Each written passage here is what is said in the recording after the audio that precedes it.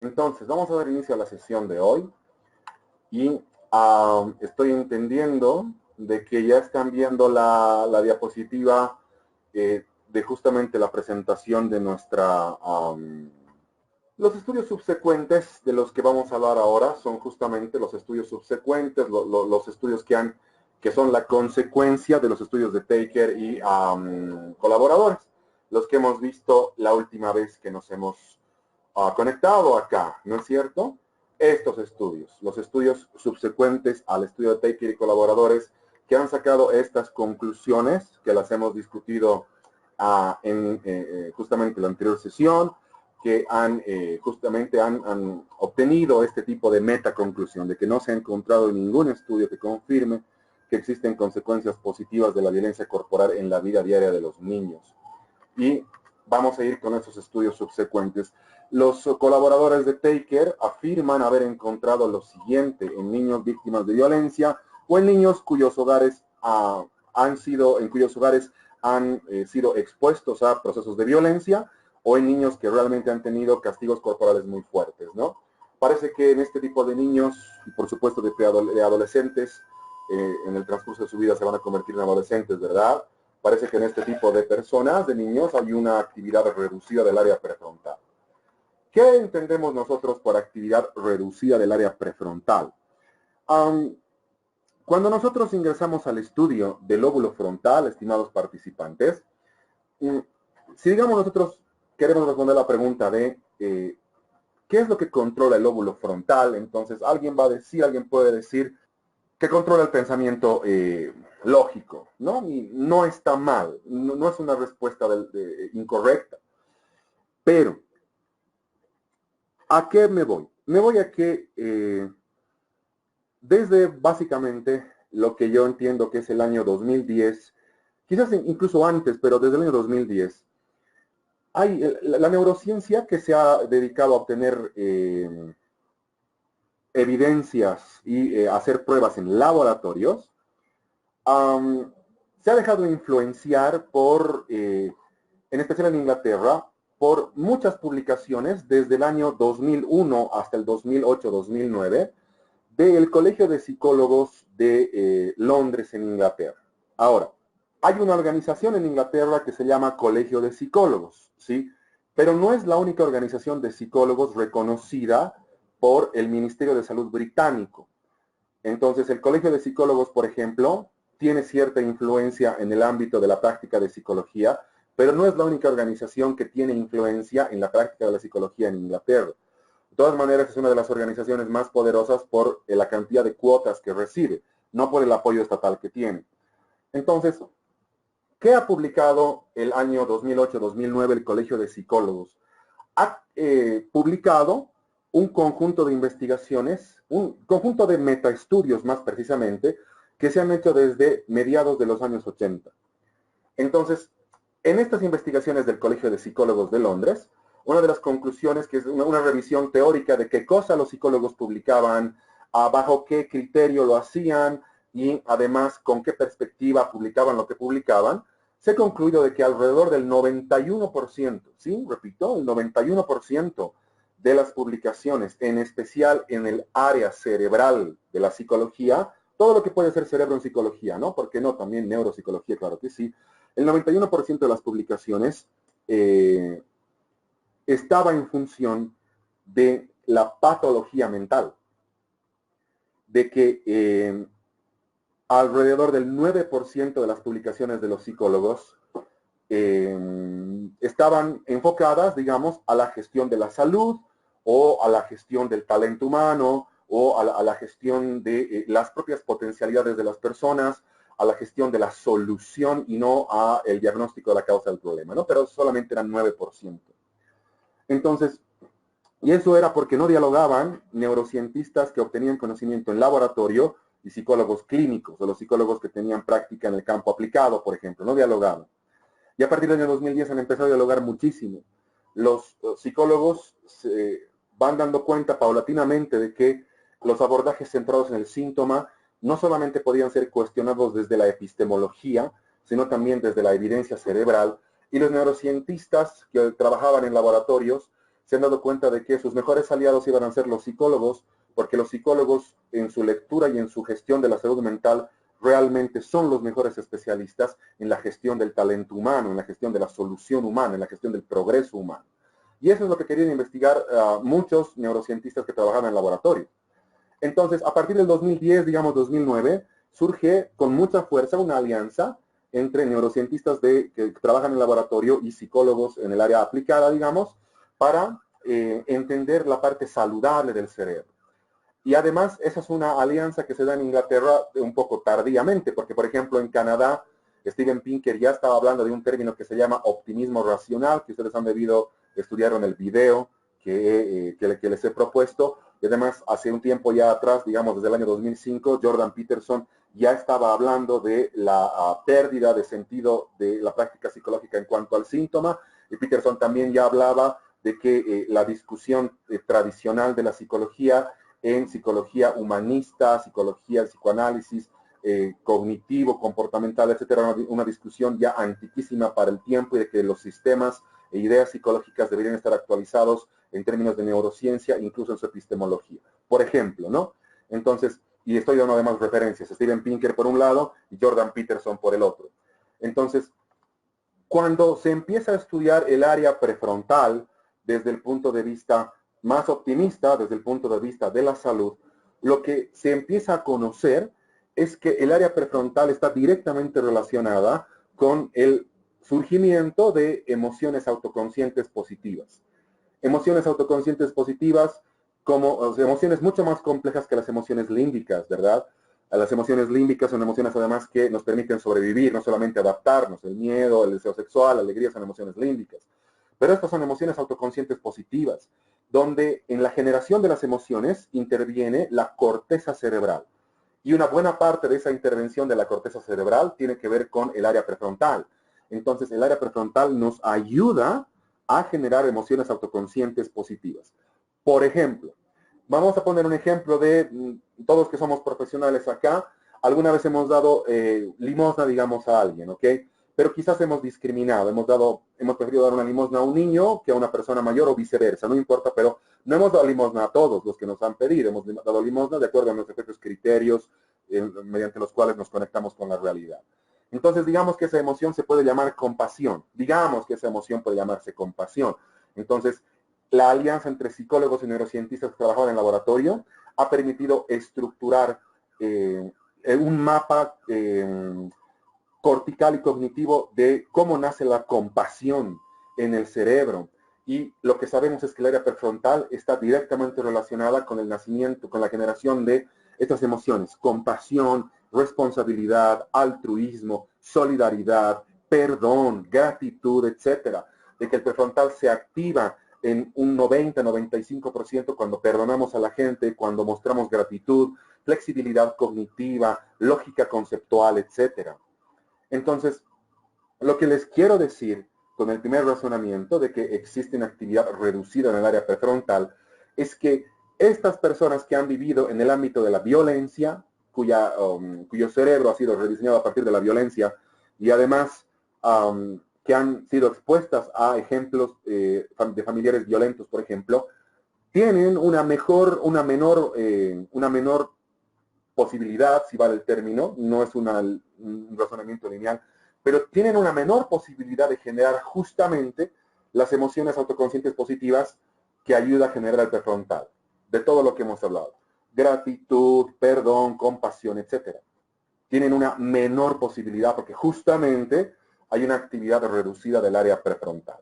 Parece que en estos mismos estudios subsecuentes se ha confirmado una hipótesis muy interesante que los psicólogos la hemos intentado comprobar utilizando nuestros propios métodos y utilizando además nuestros propios marcos teóricos.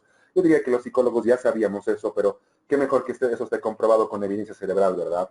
De que la calidad de las relaciones con los adultos pueden influenciar muy poderosamente el perfil emocional del niño. ¿Sí?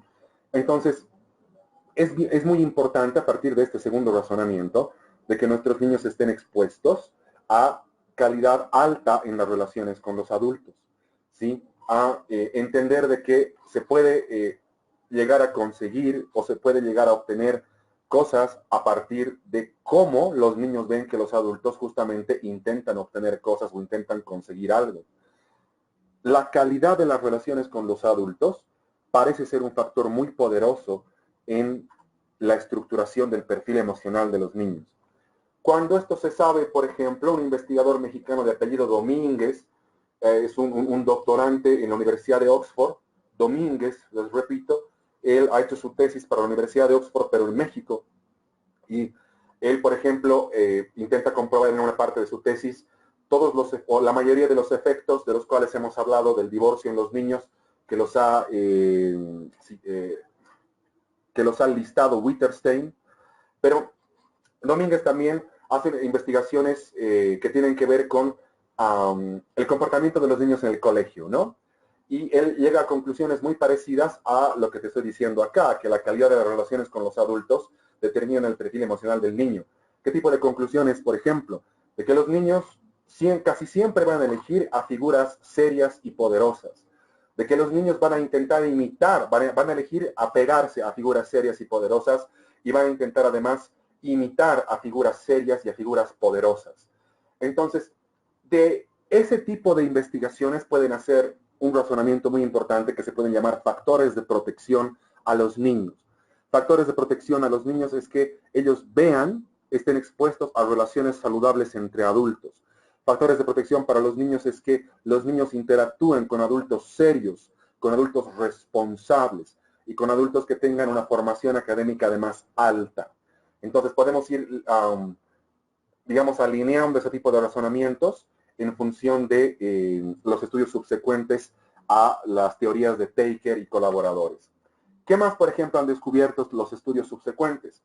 De que en esta dirección que te estoy dando, en el estudio de Gershoff, que es uno de los estudios más grandes en cuanto a la cantidad de niños que ha estudiado, y es uno de los estudios más importantes en cuanto a la duración del estudio, ¿no?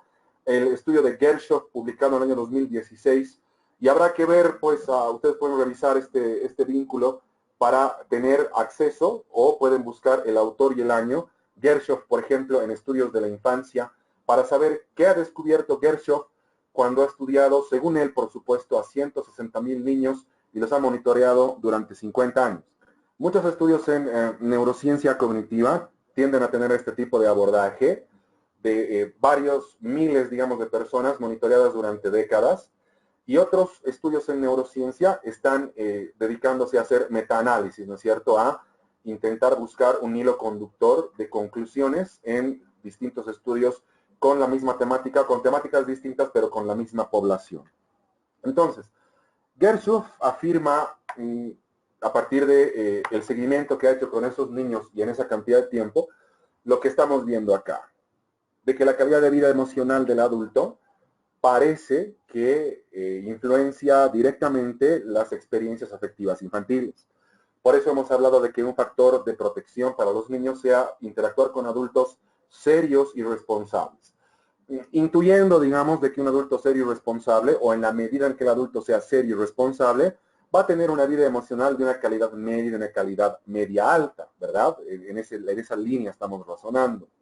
Entonces, un adulto con una vida emocional de una calidad media o media alta, pues puede influenciar muy positivamente la experiencia afectiva infantil. Pero también puede ocurrir lo contrario, ¿verdad? Adultos con una calidad de vida emocional media baja o muy baja también van a influenciar, digamos, en este caso de manera negativa, las experiencias afectivas infantiles. Entonces, este descubrimiento de Gershoff es compatible con lo que estamos viendo en las anteriores diapositivas, pero sobre todo es compatible con la evidencia cerebral de que las experiencias infantiles están muy poderosamente influenciadas por la calidad de las relaciones que ven en los adultos y la calidad de la vida emocional de los adultos. Y esto es muy interesante. Es muy interesante en el ámbito psicológico por lo siguiente. Hace un tiempo atrás he podido capacitar a un conjunto de terapeutas que trabajan con adolescentes en riesgo social. Hemos hablado un poco del cerebro en la adolescencia, hemos hablado un poco del cerebro en adicción, les he mostrado unas diapositivas donde se demuestra lo que normalmente se conoce, ¿verdad? De que, por ejemplo, la marihuana y la cocaína tienen efectos destructivos en la corteza cerebral y que algunos de esos efectos tardan décadas en recuperarse, entonces es difícil tener una buena opinión con respecto al consumo de drogas psicoactivas, por ejemplo, en este caso marihuana y cocaína. No habrá que ver otro tipo de drogas o habrá que redefinir qué entendemos por droga. Pero eso es otro asunto. Entonces he trabajado con estos terapeutas. Entonces una de las sugerencias que me he permitido hacerles, y yo creo que es una sugerencia que todos los psicólogos deberíamos seguir, es que los propios psicólogos tenemos que ir a terapia. Es muy importante porque, de hecho, por ejemplo, las horas terapéuticas son requisitos de graduación en muchas universidades que tienen la carrera de psicología. Las horas terapéuticas para los estudiantes de pregrado, las horas terapéuticas para los estudiantes de posgrado, las horas terapéuticas para los profesores de posgrado, por ejemplo, para los profesores de pregrado. Necesitamos acumular un mínimo de horas terapéuticas que no garanticen, pero nos ayuden a tener una vida emocional relativamente estable para poder ejercer nuestra profesión de una manera efectiva y eficiente. Entonces, en la maestría, por ejemplo, que yo he hecho, te pedían un X número de horas terapéuticas que yo he podido completar a partir de presentarme como voluntario a un servicio de psicoterapia que se llamaba Nightline, y a veces había turnos de un día seguido, a veces había turnos de 8 horas solamente, pero es que los psicólogos tenemos que ir a terapia. Y seguramente tienen que ir también a terapia todo practicante en la salud mental o toda persona que interactúe con personas. Eso quiere decir de que un factor de éxito para la inserción laboral de los psicólogos es su vida emocional. Y lo más lindo de la vida emocional es que se puede gestionar, porque además a partir de la definición piagetiana de emoción, que las emociones son un mecanismo de adaptación, los adultos podemos generar una calidad de vida emocional alta, no simplemente adaptarnos o reaccionar a lo que nos ocurre. Entonces, es factible influenciar la calidad de la vida emocional de los adultos para que los adultos influencien positivamente las experiencias afectivas infantiles. Es lo que quiero decir. Que también ha concluido Gershoff, lo que estamos viendo en el segundo razonamiento, de que muchas de los niños que han vivido situaciones de violencia y que además no han asistido a terapia y que han sido violentados ellos mismos, van a tener más chances estadísticas de abusar de alcohol, de tener baja autoestima, de tener una pobre autorregulación emocional y actitudes nihilistas. Esto es menos interesante que lo anterior, pero de todas maneras interesante al fin y al cabo. En el abuso del alcohol está claro que Gershoff habla del abuso del alcohol, no del consumo de alcohol. Por ejemplo, ayer en un sitio que se llama Science Direct, mentira, hoy en la mañana en un sitio que se llama Science Direct, ha salido un resumen de un estudio que intenta comparar las esperanzas de vida entre consumidores medianamente moderados de alcohol y abstemios durante toda la vida. Lo que, según ese estudio, se puede llegar más o menos a comprobar es que las personas que consumen alcohol con una frecuencia media o media baja tienden a tener una esperanza de vida mayor que las personas que son absolutamente abstemias, ¿no? Entonces, acá el término está claro, no es consumo de alcohol, es abuso de alcohol en este tipo de niños cuando ya son adultos que han sido tratados y criados con mucha violencia. Baja autoestima, habrá que definir qué es autoestima, tendremos que ponernos de acuerdo seguramente, tal vez se refiere a un sentimiento de autovaloración, ¿no?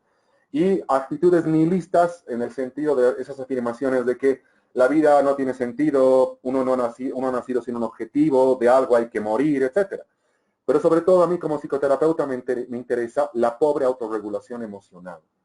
¿Por qué? Porque la regulación de nuestros impulsos justamente parte del lóbulo frontal, en un término psicomotor muy interesante que se llama freno inhibitorio. Si existe freno inhibitorio, puede existir cierto tipo de tolerancia a la frustración. Y si hay tolerancia a la frustración, puede existir posposición de recompensa. Y la posposición de recompensa es una capacidad psicológica constructora de civilización, desde el punto de vista además de los modelos de neuroeconomía de Kahneman, por ejemplo. Entonces, este término de pobre autorregulación emocional no solamente se refiere a que yo actúo a partir de emociones bien límbicas y concretas, sino que no puedo tener freno inhibitorio. Entonces empiezo a hablar muy fuerte y nadie me para, empiezo a agredir a la gente y nadie puede pararme, o empiezo a llorar terriblemente y nadie me puede parar. Entonces, los procesos de autorregulación normalmente se asientan en el lóbulo frontal, y un lóbulo frontal con poca actividad eléctrica, con poca activación neuroquímica además, va a ser muy poco capaz de autorregular comportamientos, emociones y cogniciones. Y Gershoff también ha concluido de que los resultados no tienen nada que ver con la cultura y no tienen nada que ver con la familia. Donde hay violencia, la violencia es transcultural o transfamiliar. Donde hay maltrato, el maltrato es transcultural y transfamiliar. Donde existe niños sometidos a castigos físicos, eso no tiene nada que ver con la cultura y no tiene nada que ver con la familia. Es el castigo físico, es la violencia y los castigos a los cuales los niños están sometidos, que son variables, parece ser más importantes que lo cultural y que lo familiar. Veremos esta diapositiva más, la vincularemos a lo que acabamos de estudiar y la vincularemos a el objetivo de nuestro módulo, que es conocer algo nuevo, conocer nuevas perspectivas, conocer algunos nuevos descubrimientos con respecto a nuestro cerebro. Nuestro cerebro como órgano de la prosperidad humana, nuestro cerebro como órgano de crecimiento, además individual. Lo que están viendo acá, por supuesto, es sencillo de poder interpretar en el eje horizontal, que es el eje X. Ustedes tienen la edad en años, en este caso desde el nacimiento, aunque la escala está un poco más atrás, ¿verdad? En este caso del nacimiento hasta los 10 años. Y por supuesto en el eje Y ustedes tienen una variable que se llama tamaño del cerebro medida en centímetros cúbicos. La escala de medición en la izquierda es en centímetros cúbicos. Y luego ya vamos a ver por qué estamos midiendo en centímetros cúbicos y cuál es su relación con gramos. Entonces, desde el punto de vista de esta diapositiva, el crecimiento del cerebro es una variable que se da antes del nacimiento, Y eso nosotros sabemos por nuestros estudios que hemos realizado sobre embriología, por ejemplo. Sabemos que las neuronas van a empezar a aparecer de la cuarta a la séptima semana, de que además entrando al quinto mes y medio, sexto mes, pues el cerebro va a empezar a crecer de una manera exponencial, y que justamente el crecimiento de ese cerebro es el que va a estar de alguna manera influenciado por la salud mental de la madre, por su grado de disfrute de la experiencia de embarazo y por la calidad de estimulación ambiental a la cual la mamá embarazada esté sometida. La curva de color azul, como están viendo en la diapositiva, pues representa el crecimiento del cerebro también, pero en una velocidad un poco más sostenida, más continua y al fin y al cabo un poco más lenta. ¿Qué es lo que nos interesa de esta diapositiva? Nos interesa de que tenemos que entender de que el cerebro, pues, aumenta de volumen y de peso en la medida en que los niños se van desarrollando, en la medida en que los seres humanos vamos creciendo. Nuestro cerebro aumenta de volumen y de peso. Entonces, ustedes ya pueden correlacionar los años con el aumento de volumen y de peso, ¿no? Por lo menos desde el punto de vista de esta diapositiva. Entonces, ¿qué más nos interesa de esta diapositiva? Nos interesa de que, según esta diapositiva, el desarrollo del cerebro no para nunca, por lo menos en la infancia, no para nunca a lo largo de la vida, pero la infancia parece ser el espacio de tiempo evolutivo más sensible para el crecimiento y desarrollo del cerebro. Parece ser el espacio evolutivo más sensible, porque es ahí donde tú tienes la aparición, la generación de mayor cantidad de neuronas, mayor cantidad de conexiones, donde el cerebro empieza a madurar y donde además el cerebro empieza a pesar más. Y esto es bien interesante porque desde un punto de vista evolutivo, nuestro esqueleto y el diseño de los huesos de nuestro esqueleto, pues en conjunción nuestro esqueleto está diseñado justamente para soportar el peso de nuestra cabeza en nuestro cuerpo. Y los músculos que tenemos están en función de la supervivencia de este órgano noble que es el cerebro. Nuestro cuerpo está diseñado en función de las necesidades, de las funciones justamente, y de la capacidad de desarrollo de nuestro cerebro. Pero si nosotros vinculamos esta diapositiva con los estudios anteriores y con además las imágenes que has visto, entonces la violencia lo que va a hacer es impedir o retrasar el crecimiento del cerebro. La violencia física y los castigos lo que va a hacer es perjudicar en demasía la capacidad de conexión de las neuronas. Lo que la violencia va a hacer además es retrasar la maduración de las áreas frontales en el cerebro.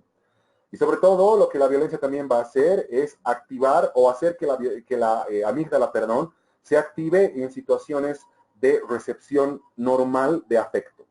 Me explico. Los niños que han sido sometidos a un conjunto de procesos de abandono afectivo, por ejemplo, incluso cuando no hay violencia física, pueden desarrollar lo que en algún momento era una patología, ahora parece que es un síndrome que se llama marasmo, ¿no? Marasmo, una tristeza profunda por el afecto que no ha llegado. Entonces pueden ser niños en especial que están creciendo en orfanatos, que entiendan que el afecto, que los adultos les damos afecto a partir de pedirles algo a cambio. Entonces, es porque la amígdala está activada y ese cerebro está respondiendo más al estrés y a la huida en el estrés que a la adaptación al entorno. Entonces, este problema de la violencia, para cerrar este tipo de razonamientos, este problema de la violencia es un problema que hay que tomarlo no desde el punto de vista legal y no desde el punto de vista de la tradición de crianza. Hay que tomarlo desde el punto de vista cerebral. La evidencia es incontrastable y los estudios longitudinales también son incontrastables. Y además, este tipo de evidencia se está tomando mucho en cuenta en una ONG que se llama, no es una ONG, en una agencia de desarrollo, perdón, que se llama ONU Mujeres. Y las publicaciones de ONU Mujeres, por ejemplo, en el Twitter o en su sitio web, pues un 50% tienen que ver con ideología de género, eso está claro, pero en otro 50% toman muy en cuenta la evidencia cerebral con respecto a cómo se debe cuidar el cerebro de nuestros niños en nuestra cultura. Entonces, si nosotros estamos partiendo de la hipótesis, de la afirmación que se está intentando comprobar, de que el cerebro es el órgano de la prosperidad humana, la violencia justamente es lo contrario a la prosperidad.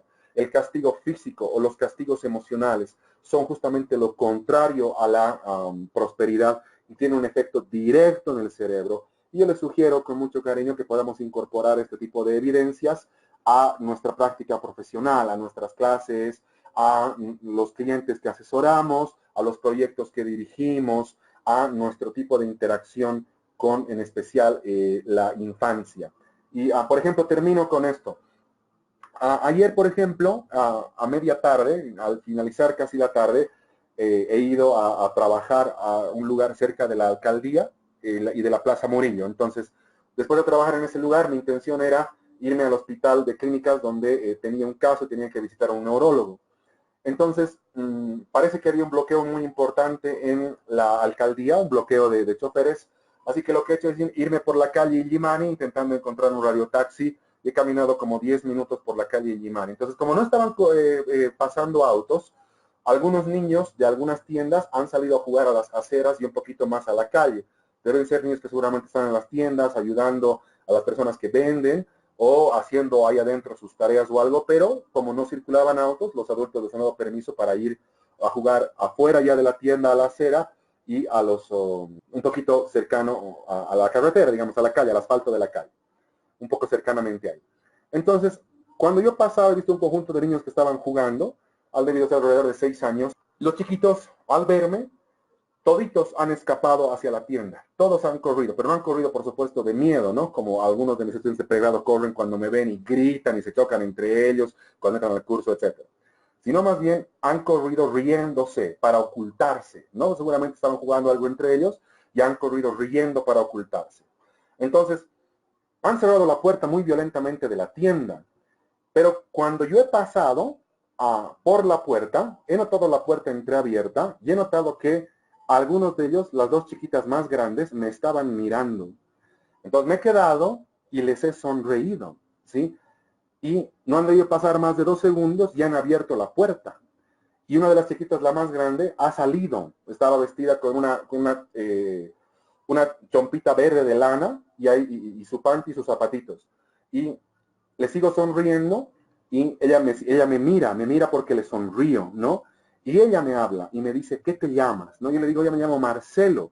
Y le digo, soy psicólogo. Y no podía pronunciar la palabra psicólogo. Y pronunció algo como psicólogo, algo así. Le digo, sí, soy psicólogo. Y le digo, me gustaría mucho hablar contigo, pero la verdad tengo que ir al hospital de clínicas. Y ella me dice, ¿y alguien está enfermo? Y le digo, no, más bien, pero es preferible ir, es preferible que yo vaya. Así que me tengo que ir y me despido, le digo. Y se ha quedado viéndome y en ningún momento, o más bien en todos los momentos de la interacción, la niña estaba sonriendo. Entonces, no es una evidencia científica porque no he ido a estudiar a esa niña, a hacer una evaluación neuropsicológica, por ejemplo. Ni siquiera calificaría como evidencias, sería más bien una evidencia tentativa, ¿no? Una anécdota que uno la quiere llevar al ámbito de la evidencia, ¿verdad? En esta anécdota, ¿sí? Yo puedo entender de que los niños están genéticamente programados para el apego. El apego no es una conducta, es un factor genético de evolución del sistema nervioso. ¿Qué también puedo entender en esta anécdota? Puedo entender de que la capacidad del cerebro para disfrutar, para reírse y para progresar es innata. De lo que esa niña necesita, su cerebro necesita, son adultos responsables o que intenten ser responsables, adultos serios o que intenten ser serios, y adultos que la traten con cariño, que practiquen el principio en neurofilosofía de la no agresión. No puedes pegar a la gente, o sea, no puedes castigar físicamente a la gente para que las personas hagan lo que tú quieres que hagan. Porque bajo la lógica de pegar a los niños para que los niños hagan lo que yo quiero que hagan, lo mismo debería ser en el posgrado, digamos, con las personas que me ayuden. Azotarles, pegarles y decirles que me ayuden. Y eso no, es ir en contra de los derechos humanos de las personas. Lo mismo en contra de los derechos humanos de los niños. Y con esto quiero terminar. Sí, es verdad, es real. Los niños también son sujetos de derecho. También tienen derechos humanos. Entonces, y justamente la violencia impide el ejercicio pleno de sus derechos. Vamos a pasar ya a otro punto dentro del módulo, ¿sí? Si ustedes prefieren, lo pasamos directamente o puedo esperar a que exista algún tipo de comentario o de pregunta. No hay problema, porque aquí ya cerramos un poquito de esto de los efectos de la violencia en el cerebro. Si se animan a comentarme algo, a preguntarme algo, excelente, yo los leo como siempre, pero si consideran que el tema ya está discutido, ya está completo, ya podemos pasar a otro tema, igual. Así que la decisión es suya. Mónica tiene una pregunta, ya dice, ¿esta conducta nihilista puede darse en los niños o es algo que se manifiesta más adelante? Yo diría que puede darse en los niños, pero es algo que se va a manifestar con mucho más poder más adelante, en especial cuando pasemos el estadio preoperacional al operacional concreto y quizás incluso del operacional concreto al de operaciones formales. Yo creo que sí, es más posible que se dé más adelante que en la infancia precisamente. Sí, Alain, en el estudio que te comento no ha tomado en cuenta personas que tienen enfermedades graves o crónicas. Ha sido el primer criterio de exclusión. Entonces la evidencia que te he comentado se mantiene. Gabriela, la exaptación es hacer lo mejor que puedas con lo que tengas. La exaptación es un proceso que ha determinado la evolución de nuestro cerebro, pero es un proceso que es la consecuencia de varios procesos anteriores. No es tanto la causa de la adaptabilidad cerebral al entorno, pero sí es una de las causas más importantes de la evolución de nuestro cerebro como órgano y como especie. Exaptación, Gabriela, es hacer lo mejor que puedas con lo que está disponible. Por ejemplo, estimada Gabriela, en el módulo que he dado sobre felicidad laboral en la maestría en psicología organizacional, les he propuesto a los estudiantes hacer una dinámica para comprender el concepto de exaptación. La dinámica ha consistido, Gabriela, en que ellos tenían que hacer una torre, la torre, la más alta posible, las he dividido en 4 grupos, ¿ok? Eran chicos muy buenos, los de la maestría. Estamos hablando de seguramente 15, 18 chicos. Entonces, les he dividido en 4 grupos, Gabriela. Les he pedido que con lo que tengan, armen la torre que llegue más cercanamente al techo del curso. Entonces, han tenido que sacar todo. Ubicas botellas, computadoras, mochilas, algunos incluso la basura que tenían, los pasajes del teleférico, lo que sea, porque tenían que armar la torre más cercana al techo, la torre más alta, para introducir el término de exaptación, hacer lo mejor que se pueda con lo que en ese momento tienes, ¿no? Entonces es bien distinto a improvisación, pero tiene además una utilidad evolutiva, porque las primeras, estimada Gabriela, que han exaptado han sido las hembras de la especie humana al momento de cuidar de los niños y de los adultos mayores, o sea, de personas que no podían defenderse a sí mismas. Ellas han sido las primeras que han exaptado, que han hecho lo mejor que han podido con los recursos que los varones traíamos. Estoy hablando, como vas a ver justamente más adelante, hace alrededor de 1.000.000 de años, 700.000 años atrás. Y eso ha determinado que el cerebro de las hembras humanas normalmente sea un poco más pequeño, pero sea más sistémico y madure más rápidamente. Hola, Cris. Yo entendería que enfermedades neurodegenerativas tienen un fuerte componente genético, como por ejemplo Alzheimer o Parkinson. Entonces, yo de manera intuitiva diría que un cerebro inmaduro y además un cerebro tratado con violencia puede generar ciertos factores de riesgo para enfermedades neurodegenerativas. Así es. Pero no creo que, yo por lo menos diría, tal vez otro profesional diría que sí. Yo diría que una relación directa no existe, pueden existir factores de riesgo, no relación directa. Así es, Priscila, y no sé lo que te pasará en consulta, yo digo, a lo que me pasa a mí, te comento este tipo de experiencia, es que normalmente los papás entre 26 y 35, 36 años no quieren ser papás, o sea, la calidad de la parentalidad creo que ha disminuido muy terriblemente en comparación a otras épocas tenías papás absolutamente responsables, aunque no eran emocionalmente abiertos, eran absolutamente responsables en cuanto a la dotación de calidad de vida para sus hijos y se esforzaban trabajando mucho.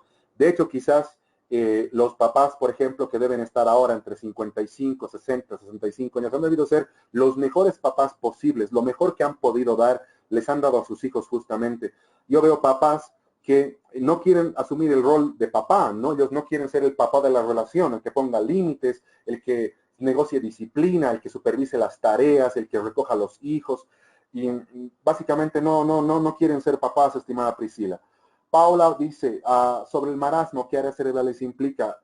Todas las áreas, estimada Paula, que tienen que ver con la maduración cerebral, en especial en la corteza cerebral, o sea, la corteza cerebral de todos los lóbulos. Ana María, por último, ella dice, la conducta de riesgo tiene que ver con el maltrato. Sí, es todo, así es, así es. Todo lo que hemos discutido desde el comienzo de la clase, Ana María, está relacionado justamente con conductas de riesgo y falta de freno inhibitorio y falta de posposición de recompensa. Entonces, vamos a continuar, ¿sí? Quiero que puedan ver esta diapositiva, ¿ok? En esta diapositiva, lo que ustedes van a ver es una diapositiva dividida en dos, ¿ok? Para comprobar o intentar comprobar qué cosa. Para intentar comprobar de que el crecimiento en el volumen del cerebro, medido en centímetros cúbicos, está directamente relacionado con el nacimiento de nuestra civilización. Hay un excelente libro, que lo voy a escribir en el chat, que es además un bestseller muy interesante, que utiliza algo de evidencia cerebral para comprobar sus hipótesis. El libro se llama Armas, Gérmenes y Acero. El autor es Robert Diamond. Este libro ha sido tan importante de que algunos productores en Hollywood han hecho un documental sobre este libro.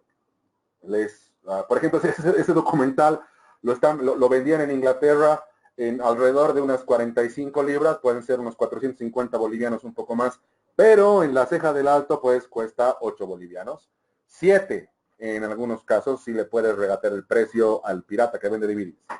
Entonces, bueno, siempre es más importante leer el libro, ¿no? El libro en inglés es un poco más rico que el libro en español, aunque también depende mucho de las versiones que leas. Este libro que se llama Armas, Gérmenes y Acero, pues quiero responder una pregunta muy interesante. La pregunta que quiero responder el libro es si hay culturas mejor que otras o cómo se explica el progreso cultural de la humanidad. Parte de la respuesta a cómo explicamos el progreso cultural y civilizatorio de la humanidad está en el cerebro y en el crecimiento del cerebro y en la evolución del cerebro. Entonces, lo que yo quiero intentar compartirles es esta hipótesis de que el crecimiento y la evolución del cerebro están directamente relacionadas, esos factores, perdón, están directamente relacionados con el progreso que hemos tenido como civilización y como humanidad. Entonces, desde el punto de vista de esta diapositiva, hace alrededor de 1 millón de años, nuestro cerebro pesaba menos de 500 gramos y además tenía un volumen de menos de 500 centímetros cúbicos. No podíamos defendernos de las fieras y éramos pues una víctima indefensa de ellas, porque nuestro cuerpo no había desarrollado garras o caparazón o escamas para defendernos de las fieras. Entonces éramos nomás el almuerzo de otros animales, hace 1 millón de años o alrededor de 1 millón de años, ¿sí? Pero el cerebro viene evolucionando 7 millones de años y ha sufrido 2 saltos evolutivos muy importantes, muy interesantes a lo largo de ese tiempo. Y podemos discutir esos 2 saltos evolutivos más adelante. Pero ahora lo que estamos haciendo es intentar comprobar el crecimiento en el volumen del cerebro y la evolución de ese órgano ha tenido que ver directamente con cómo nosotros hemos construido civilización. Entonces, además, algo bien interesante es que el cerebro, por ejemplo, de un niño entre 4 y 6 años justamente pesa o tiene un volumen de 500 centímetros cúbicos. Entonces, ahora no, ahora nosotros como adultos, el cerebro de los varones que están conectados a esta charla debe pesar entre 1400 y 1500 gramos, ¿no? 1400 y 1500 centímetros cúbicos. Y el cerebro de las chicas debe pesar entre 1250 y 1350 gramos o 1250 y 1350 centímetros cúbicos, ¿no? No 500 centímetros. Pues el tiempo ha ido pasando. 700.000 años atrás, la diapositiva dice que hemos inventado el fuego, eso es bien contestado, eso es muy contestado, no sé cómo se dice en español, por algunos antropólogos evolutivos, evolucionistas. Ellos dicen no hemos controlado el fuego, porque el fuego ya existía. Sea como fuere, ya podíamos interactuar de una manera un poco segura con el fuego hace 700.000 años. ¿Por qué? Porque nuestro volumen cerebral se ha incrementado en 250 a 300 centímetros cúbicos. Hace 700.000 años, nuestro volumen, el volumen de nuestro cerebro era de alrededor de 750 centímetros cúbicos. El cerebro había crecido y además el crecimiento de ese cerebro había dado lugar a modificaciones corporales, modificaciones faciales, modificaciones en el sistema límbico, modificaciones en la corteza cerebral. Entonces ya estábamos evolucionando como especie para convertirnos en la especie dominante en el mundo. Y hace 100.000 años atrás ya podíamos hacer herramientas, pero esta cifra se refiere a los miembros de nuestra especie, el Homo sapiens sapiens, que podían hacer herramientas más precisas. No hemos sido los únicos homínidos que han hecho herramientas. El Homo habilis, por ejemplo, también lo ha hecho, aunque el Homo habilis es parte además de nuestra cadena evolutiva, pero otros primos evolutivos también han hecho herramientas. No hemos sido los únicos, pero sí hemos sido los que hemos hecho mejores herramientas con mayor durabilidad y con más precisión. Y eso ha significado que nuestro cerebro empiece a llegar ya al kilo o al kilo y 100 gramos hace 100.000 años atrás. Pero no solamente eso. Como están viendo ustedes en la diapositiva, estamos estudiando este punto de 100.000 años atrás, ¿verdad? Entonces, ¿alguien me puede decir qué tipo de coordinación está realizando esa chica hace 100.000 años atrás? ¿Qué tipo de coordinación está realizando esa chica hace 100.000 años atrás? Exacto, Fernando dice coordinación visomotriz, Abner dice coordinación visomotriz, Robert lo mismo, Chris, coordinación ojo así, claro, Analía, coordinación visomotriz, Alain, coordinación visomotriz, por supuesto que sí, Karen también dice óculo manual, sí, está bien, todo está en lo correcto, excelente, muy bien, muy bien. ¿Y por qué esto es importante? ¿Qué tiene que ver la coordinación psicomotriz con la evolución de nuestra especie, no? ¿Qué tiene que ver el hecho de que el niño juegue utilizando sus manos y sus ojos con la evolución de su cerebro? Son preguntas muy interesantes.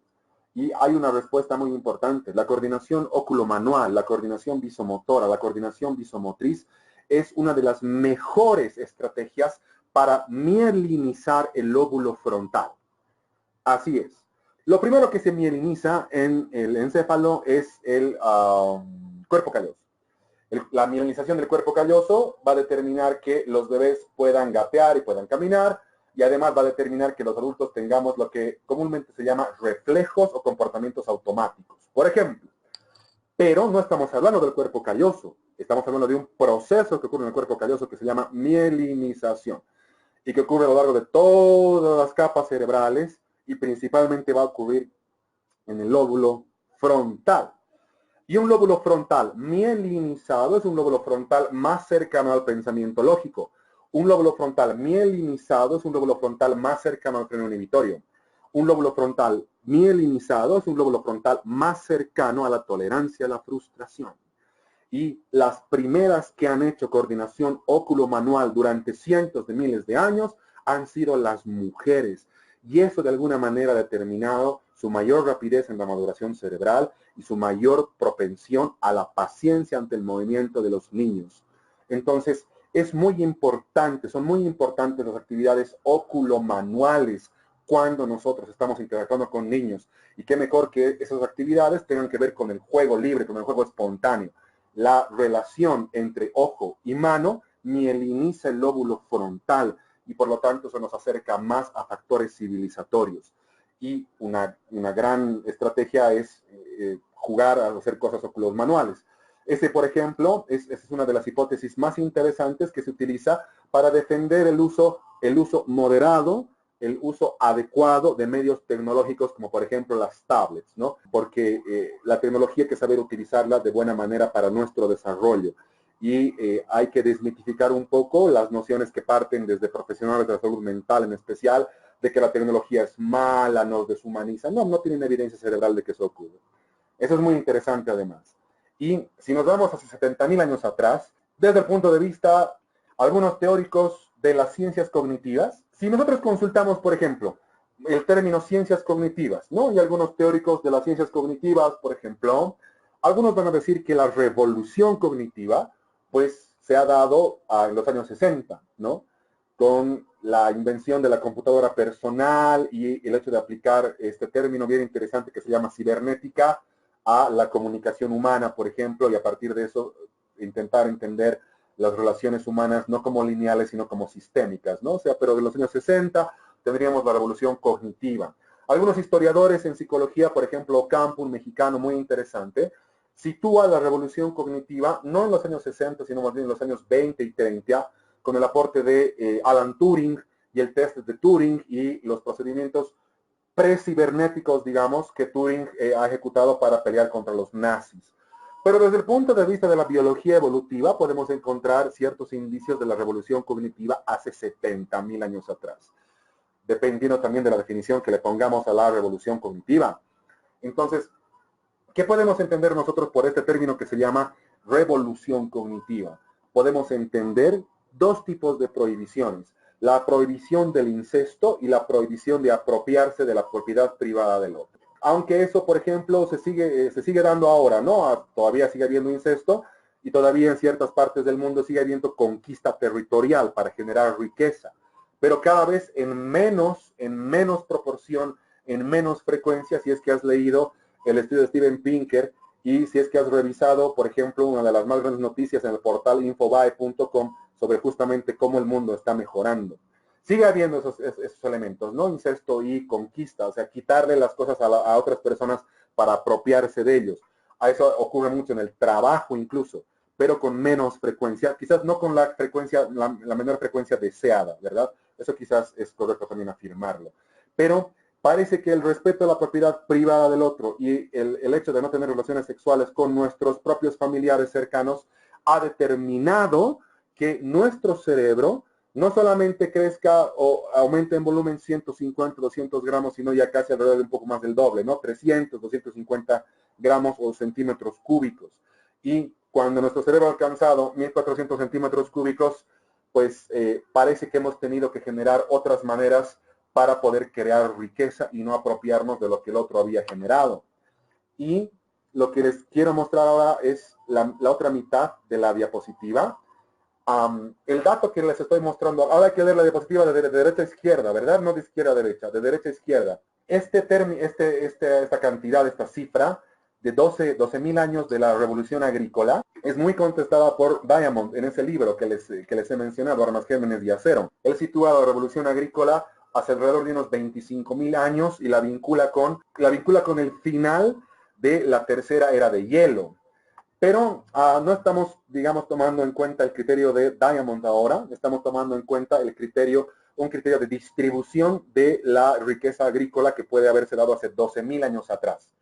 Entonces, parece que hace 12.000 años atrás los seres humanos hemos podido generar mejores maneras de nutrición. Y eso es lo que también has visto en el video de Pinker, de cómo la comida de las personas ahora mismo es mucho más nutritiva de lo que era hace 50 o 100 años atrás, por ejemplo, en general hablando.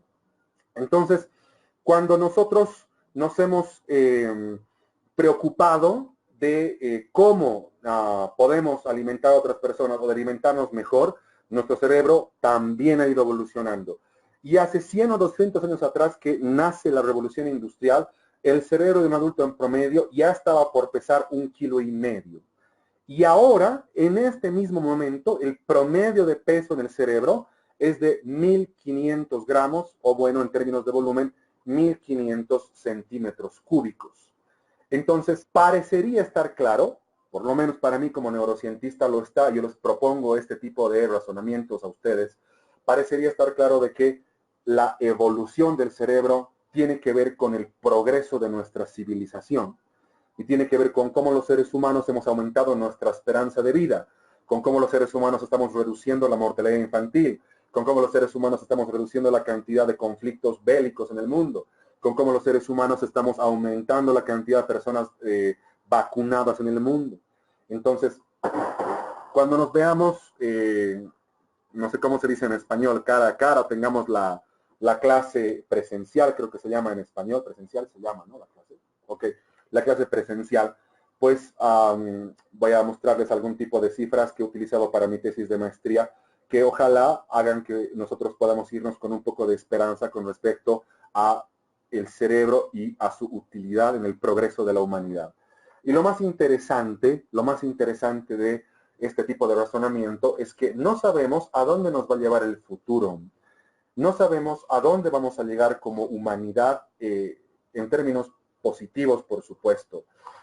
Pero les voy a dar dos tipos de noticias. Por ejemplo, desde el año 2013 en universidades americanas y japonesas se está desarrollando un tipo de tecnología que se llama la optogenética. La optogenética básicamente consiste en regular la longitud de onda de algunos rayos láser, del rayo láser, para poder modificar algunos genes en las neuronas y poder detener procesos neurodegenerativos o identificar genes en procesos neurodegenerativos directamente en las neuronas, por ejemplo. Y otra muy buena noticia es que es muy posible que nosotros podamos vivir para cuando el primer ser humano llegue a Marte. Les quiero contar además una cosa, si me permiten un paréntesis alrededor de solamente 2 minutos. En estudios de comportamiento prosocial, como por ejemplo en el altruismo solidaridad, en el siglo XX, el pico más alto, uno de los picos más altos de solidaridad y altruismo a nivel mundial, se ha registrado entre 1969 y 1975. Y algunos científicos, digamos, neurosociales, vinculan el incremento en comportamientos prosociales a nivel mundial con la sensación de optimismo y de esperanza que ha generado en la humanidad la llegada del hombre a la luna. Entonces, es muy importante considerar de que, además, por si acaso, cuando el hombre ha llegado a la luna, había un equipo de psicólogos específicamente formado para que cuando los astronautas vuelvan a la Tierra, sean atendidos por este equipo de psicólogos en lo que en ese momento seguramente ha sido psicología clínica. Así es, los psicólogos hemos ayudado a que el hombre llegue a la luna. Y es muy importante conocer ese tipo de información porque es importante afirmar de que la psicología es una de las ciencias más importantes ahora mismo en el mundo. Y porque tiene directa relación con las conquistas de la humanidad y además con el progreso de la gente. Entonces, parecería que fuese posible que nosotros tengamos una esperanza de vida que nos permita ver al primer hombre, mujer, como ustedes lo quieran llamar, ser humano, que ponga su pie en Marte. Tesla, por ejemplo, la empresa Tesla tiene el prototipo, que es un emprendimiento privado, para ser lanzado, según lo que puedes ver en su propio sitio web, para el año 2030. Entonces, pues no sabemos dónde el futuro nos puede llevar, gracias a la evolución del cerebro. Entonces, hasta que le pueda responder a Gabriela, pues podemos darle una lectura a este tipo, a esta diapositiva, ¿no? La referencia está en el título, en Progress in Neurobiology, en el Journal de Progress in Neurobiology, para ser más exactos, en el volumen 114 de marzo del 2014. A ver, le daremos una lectura hasta que yo le responda a Gabriela. Gabriela pregunta, ¿en adultos mayores al estimular la coordinación visomotora se da la mielinización? No, la coordinación visomotora va a estimular la mielinización, Gabriela, yo diría más en el cerebro de los niños. También se puede en adultos mayores, sí, pero vas a necesitar una sensación de seguridad muy fuerte y vas a también necesitar una sensación de un proyecto bien de largo plazo. En especial si el adulto mayor está perdiendo capacidades coordinativas. Según este tipo de evidencia o de publicación, parece que existen cambios que se pueden medir en el cerebro y en las propiedades de las neuronas como producto de la psicoterapia. Y eso es muy interesante, ¿no? Cómo las intervenciones con las personas, una de ellas puede ser la psicoterapia, otra de ellas puede ser una evaluación neuropsicológica, otra de ellas puede ser una intervención neuropsicológica clínica, otra de ellas puede ser asesoramiento terapéutico, asesoramiento o orientación terapéutica, ¿verdad? Lo que nosotros hacemos, lo que los psicoterapeutas hacemos, parece que tiene un efecto directo en el cerebro y en las propiedades de las neuronas. Las propiedades de las neuronas son mecanismos que van a ocurrir gracias a la existencia de las neuronas, como por ejemplo remodelación neuronal, plasticidad, retracción dendrítica, etc. Entonces, desde el punto de vista de Barzagli y Sartori, que son dos neurocientistas italianos que han trabajado en el proyecto de Jacoboni de las neuronas espejo, sí, la psicoterapia ocasiona cambios medibles o que se pueden medir en el cerebro y en las propiedades de las neuronas. Y ellos dicen que las conclusiones de sus estudios es que es posible afirmar que estos cambios dependen del tipo de psicoterapia. Lo que puedes encontrar, por ejemplo, en este estudio es que todavía parece que, según estos autores, no existe una relación directa entre la medición de los cambios en las propiedades neuronales y los tipos de psicoterapia. Ellos intuyen de que, de acuerdo al tipo de psicoterapia que nosotros podamos utilizar en la sesión, vamos a ocasionar mayor o menor cambio en las propiedades neuronales, pero de que cambia, cambia. Eso es lo que quieren decir básicamente Barzagli y Sartori. Ellos también afirman de que las patologías más estudiadas en cuanto a psicoterapia y el cambio cerebral son episodios de pánico, depresión, estrés postraumático y fobia específica. Elementos que seguramente ellos han estudiado, no han debido estudiar otros, o han escogido estas patologías por conveniencia seguramente. Pero hay que introducir un razonamiento muy importante. Hay que introducir un eje, además, articulador de nuestros pensamientos, de que las intervenciones psicoterapéuticas ocasionan cambios mensurables en el cerebro y ocasionan cambios en la realidad neuroquímica de nuestras neuronas. Y eso es muy importante porque estamos entrando a una época en el estudio de la psicología y de una aplicación noble de la psicología, como puede ser la psicoterapia, donde la evidencia de cambio se da en el cerebro y que a partir de esa evidencia de cambio se pueden predecir más cambios o se pueden reajustar los procesos psicoterapéuticos. Esto es muy interesante porque, por ejemplo, desde el punto de vista del Instituto Brief en terapia breve, en enfoque en soluciones para terapia breve, el promedio de sesiones psicoterapéuticas en países con estándares altos de desarrollo humano es de 4 a 6, y el promedio en países con estándares de desarrollo humano parecidos a los de Bolivia puede ser incluso hasta de 8. Pero en ningún caso terapia toda la vida. En ningún caso 35 sesiones de terapia porque tienes un episodio de pánico. Puede haber procesos de monitoreo, por supuesto, pero la discusión sobre psicoterapia ahora se está dando en función de evidencia cerebral, no en función de reflexiones epistemológicas. Y la reflexión epistemológica también se puede enriquecer, por supuesto, a partir de evidencia sobre cómo el cerebro cambia a partir de la psicoterapia. Estos autores, en la referencia que te estoy dando, estos autores, Barzaglini y Sartori, ¿verdad? Estos autores, parece, según ellos, que han realizado un metaestudio de 645 artículos que especificaban intervenciones en estas patologías que te he mencionado en la anterior diapositiva. ¿Cuáles son? A ver, son episodios de pánico, depresión, estrés postraumático, fobia específica. 645 artículos metaestudiados y esos pacientes han sido monitoreados durante 2 años. Y una de las conclusiones del metaestudio es que la psicoterapia resulta en la normalización de patrones de actividad cerebral, incluyendo mejoras significativas en áreas adicionales de actividad cerebral no directamente involucradas en el diagnóstico. ¿Qué significa lo que estamos hablando acá? La normalización de patrones de actividad cerebral se refiere básicamente a la utilización de ondas alfa al momento de interactuar normalmente con las personas. No ondas beta del estrés, por ejemplo, ni ondas teta que tienen que ver con episodios de pánico o de depresión tremendamente fuertes, ¿no? Ondas alfa. A eso le llamamos patrones de actividad cerebral. Y vas a ver eso además en los módulos que hemos diseñado para ustedes en esta maestría. Eso quiere decir de que a partir de la psicoterapia se incrementa la capacidad de actuar no solamente para el ser humano, para el paciente, ¿verdad? No solamente adaptativamente, sino también exitosamente. ¿Y qué más han encontrado estos investigadores? Han encontrado de que existen mejoras significativas en la actividad cerebral en áreas que no estaban involucradas en el diagnóstico.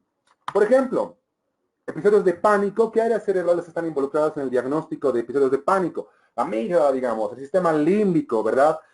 Además, el cíngulo anterior, que tiene que ver mucho con la incapacidad de reaccionar ante el estrés, por ejemplo. Entonces, parece que en esas áreas que estaban involucradas en el diagnóstico hay mejora, pero también en áreas cerebrales que no están directamente involucradas con el diagnóstico.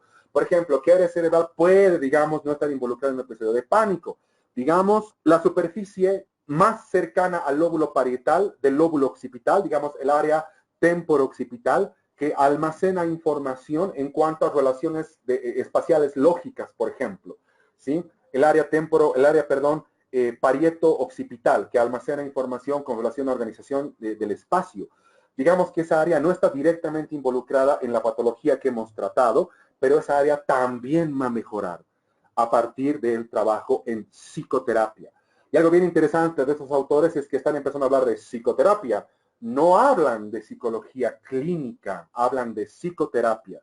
Y seguramente es un tipo de reflexión al cual podemos llegar en otro momento, en este módulo o en otro. Ahora, otros autores muy interesantes dentro de esta misma línea se llaman Perni y Borriello, también italianos y también parte de la escuela de Jacoboni, el que afirma haber descubierto los neuronas.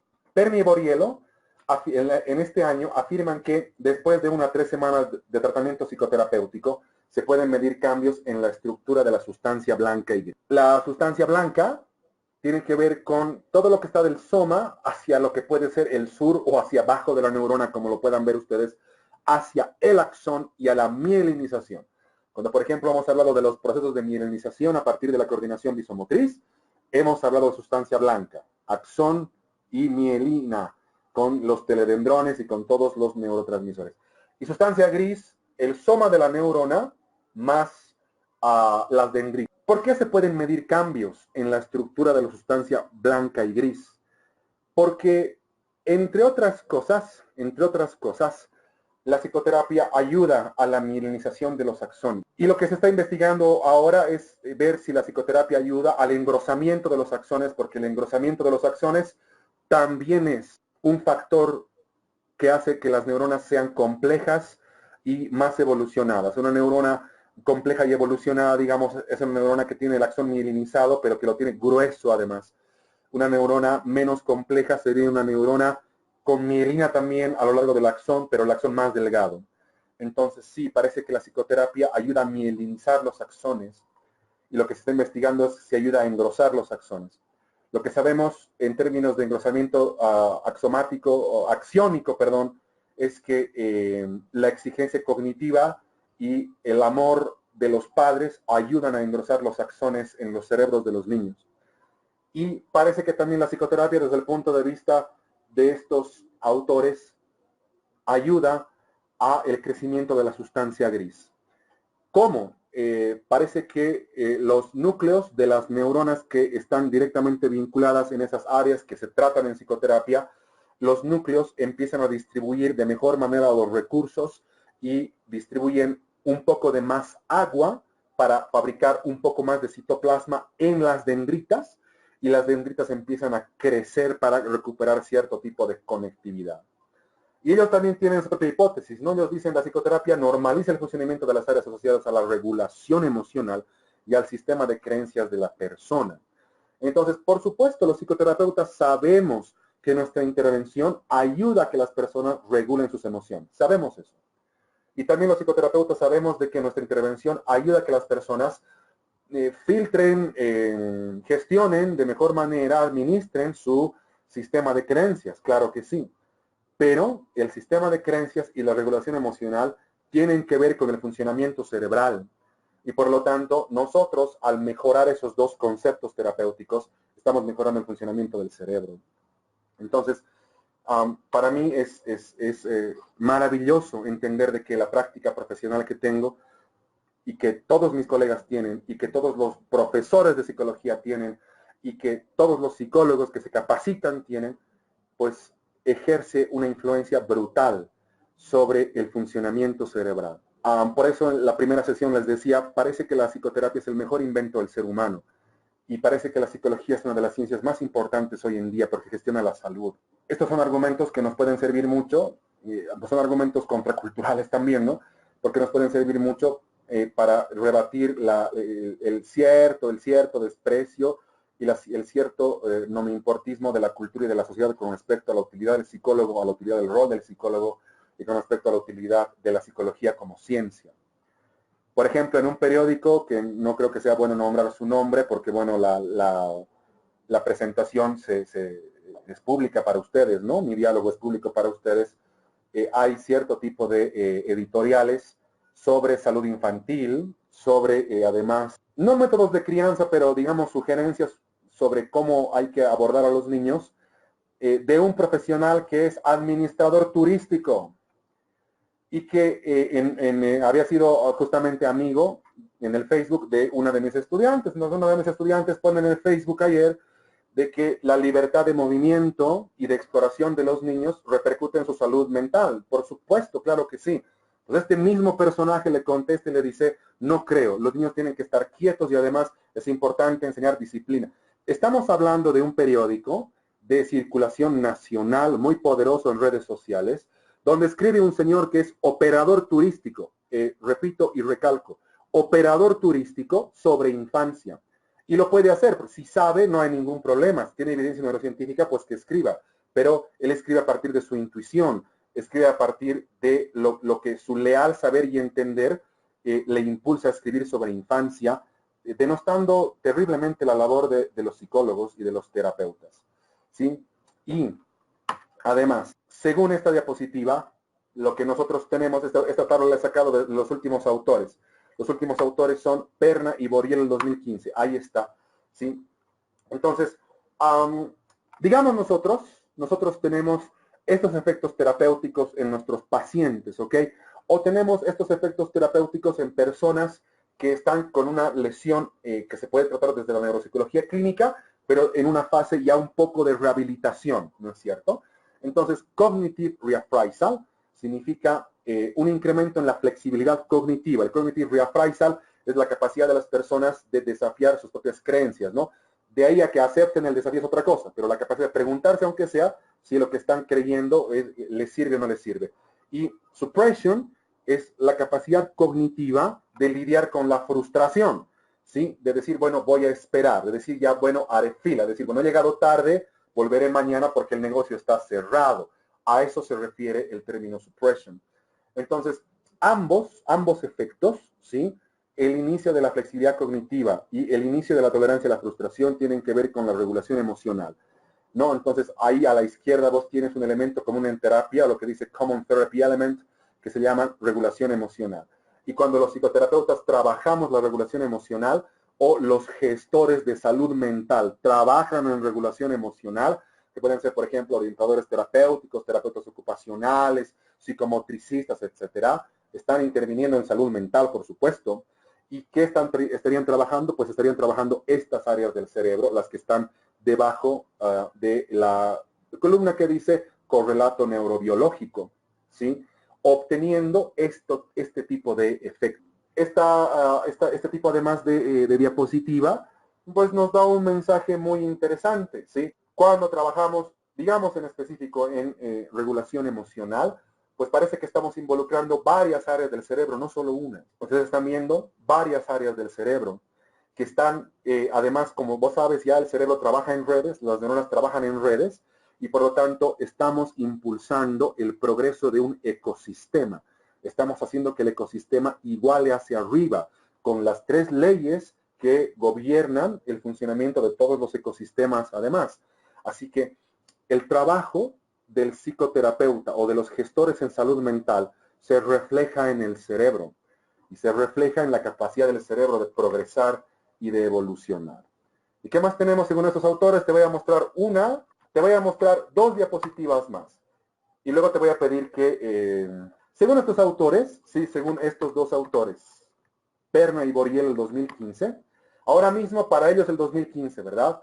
El 14% de programas de formación en psicoterapia o en gestión de la salud mental en Europa están empezando a utilizar escáneres que producen imágenes cerebrales para determinar la eficacia de una intervención. Y esa cifra ha aumentado.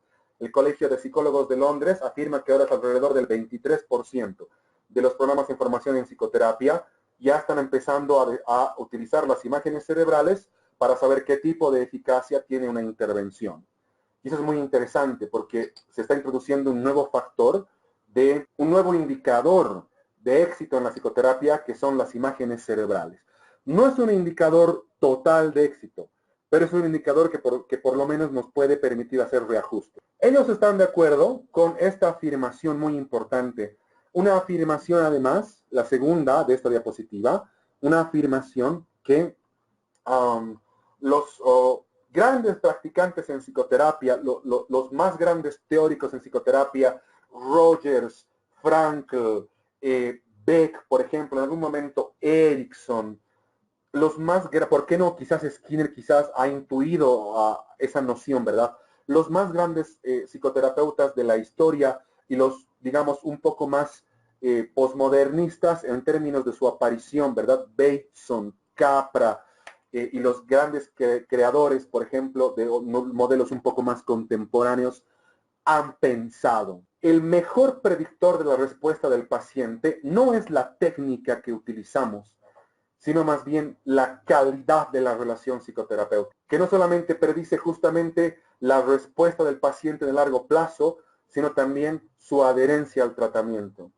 En los estudios, por ejemplo, de la Universidad de Harvard y de Stanford, en sus facultades de psicología, cuando ellos quieren estudiar cómo los psicólogos pueden obtener más trabajo, a mediados de los años 90, los estudios confluían en una conclusión bien interesante. Para tener trabajo, el psicólogo tenía que saber full técnicas, tenía que saber técnicas humanísticas, técnicas narrativas, técnicas cognitivo-conductuales, entonces, pero eso era a mediados de los 90, porque se pensaba que la técnica del tratamiento era el factor más importante que podía influenciar la respuesta del paciente. Pero parece que ahora, a partir de evidencia cerebral, ya no. Seguramente la técnica es muy importante. Seguramente la especialización en la técnica también es importante porque así uno da cuenta de su actividad profesional. Pero en términos de evidencia, por lo menos en estudios de factores en común y cerebrales, la calidad de la relación psicoterapéutica es el mejor predictor de la respuesta a largo plazo y de la adherencia al tratamiento de los pacientes, la calidad de la relación psicoterapéutica. Entonces, es muy importante que nosotros, en la maestría de neuropsicología clínica, y ustedes que nos acompañan con su presencia, y ustedes que además nos acompañan con toda la experiencia de trabajo que traen y con todo el bien que le hacen a las personas con las cuales interactúan, es importante que consideremos todos los profesionales de salud mental de que deberíamos estar capacitados en establecer una calidad altísima de relación psicoterapéutica con nuestros clientes, pacientes o estudiantes. Una calidad altísima de relación. Y yo creo que, por lo menos en mi experiencia en el pregrado en San Andrés, eso se ve con mucha frecuencia y con mucha paciencia. Profesores que ayudan a sus estudiantes, profesores que dan tiempo extra para hablar con ellos, profesores que además intentan dar lo mejor que pueden en sus clases, profesores que combinan un altísimo nivel académico con una noción muy grande de servicio y de vocación, y que quizás justamente son esos factores los que impulsan a sus estudiantes a querer superarse e ir más adelante. La calidad de la relación psicoterapéutica parece ser el verdadero motor de la terapia. No te voy a mostrar esta diapositiva porque quiero mostrarte algo que es más interesante. Te quiero mostrar los estudios de Sang y Yong-Koo. Estos son neurocientistas coreanos del sur que han desarrollado su actividad en Italia y en Alemania, principalmente en Alemania, ¿sí? Y es muy interesante no sé si la visión, la perspectiva, la postura de la psicología y de la neurociencia en Corea del Sur, que tiene universidades muy competitivas, presupuestos, pero de sueño, ¿no? Presupuestos irreales para investigar, que quieren tener contacto con Europa y con Estados Unidos. Entonces, estos son psicoterapeutas, además, que han publicado en 2014 este tipo de razonamientos.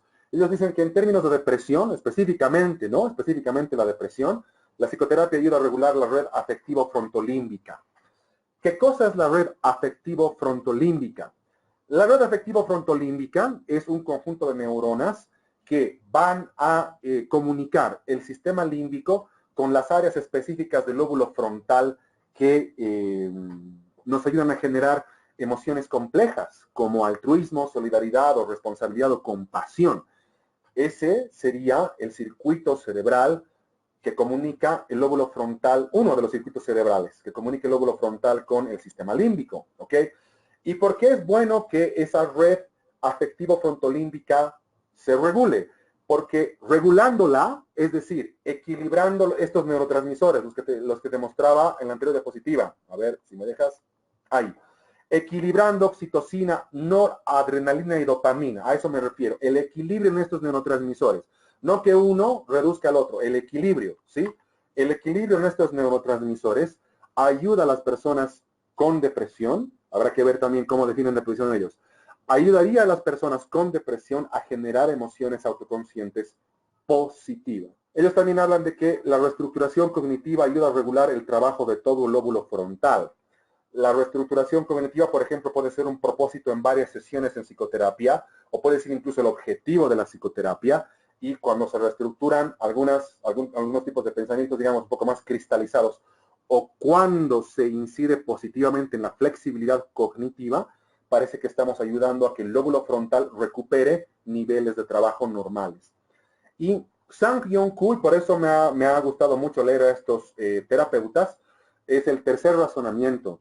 Y te invito a que lo podamos discutir. Ellos dicen, se debe desestructurar la noción tradicional de que la terapia psiquiátrica es una intervención solamente biológica y que la psicoterapia es una intervención solamente psicosocial.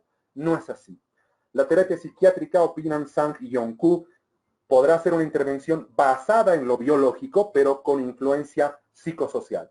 Y como estamos viendo nosotros acá, la psicoterapia podría ser considerada como una intervención psicosocial o psicoemocional, pero con una fuerte influencia en el aspecto biológico cerebral. Y para terminar, por ejemplo, este apartado, es importante considerar los experimentos de Bruce Lipton, donde básicamente afirma en el libro que les he mostrado, ¿verdad? La primera sesión, de que eres lo que piensas y que la calidad de tus pensamientos influencia directamente el funcionamiento fisiológico, digamos, de tu cuerpo. Entonces, les voy a invitar a que discutamos primero este tipo de razonamientos. Lo que estás viendo acá es una imagen de lo que Sang-Hyun Koo denomina la red afectivo-frontolímbica, la red de neuronas que comunica el sistema límbico con el lóbulo frontal para generar emociones autoconscientes positivas. Lo que está en verde es el sistema límbico, ¿sí? En amarillo es un conjunto de redes, es un conjunto de neuronas, perdón. En amarillo anaranjado es un conjunto de neuronas. La mayoría de sustancia gris comunica directamente el sistema límbico con el lóbulo frontal y, por supuesto, en lila o morado tú tienes el lóbulo frontal. Entonces, sí, la red frontolímbica realmente existe. Así que el chat es suyo. Podemos hablar en los siguientes 10 minutos hasta las 9. Yo diría, estimada, a ver, Andrea dice, si el gateo estimula la mielinización en los bebés, ¿qué sucede en niños que no gatean? Pero igual juegan, ¿no? Igual establecen algún tipo de coordinación óculo-manual, pero siempre es importante que gateen, porque el gateo es una etapa del desarrollo evolutivo. No gatear sería saltar etapas. Yo no le veo, la verdad, mucho problema, dependiendo del nivel de contención de los papás y dependiendo además de cómo los papás se relacionen con los niños en el diario vivir. Pero siempre es recomendable que sí gateen. Verónica Balda dice, en caso de niños con TDAH, las ondas alfa, beta, gamma, ¿en qué medida cambian? ¿En qué medida se presentan? No sé bien. Verónica debe hablar de TDAH, supongo que es eso. TDAH puede ser otra cosa. Hay una fuerte polémica en neurociencias clínicas, Verónica, con respecto a la existencia de una cosa que se llama trastornos de aprendizaje. Hay una fuerte polémica. No solamente con respecto a los métodos de abordar o cómo defines dislexia o discalculia, no. Hay una fuerte polémica con respecto a la existencia de trastornos de aprendizaje.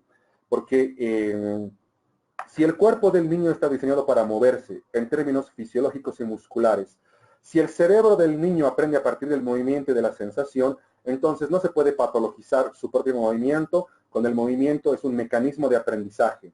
Sería como patologizar el hecho de que vos me escribas en el chat y decir, sabes que estás enferma porque escribes en el chat cuando se supone que el chat nos permite comunicarnos.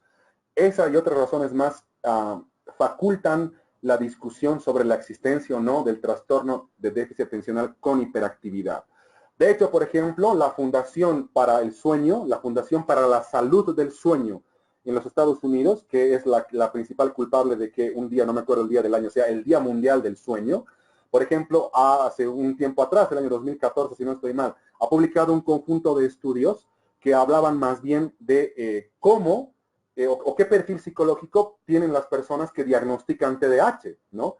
Porque ahora en psicoterapia lo que se está estudiando más bien es al terapeuta, no tanto al paciente. Entonces, parece que las personas que diagnostican TDAH son personas que no pueden tolerar de buena manera el movimiento de los niños, o que han tenido una infancia un poco infeliz, o que siempre les han sancionado el movimiento en su casa.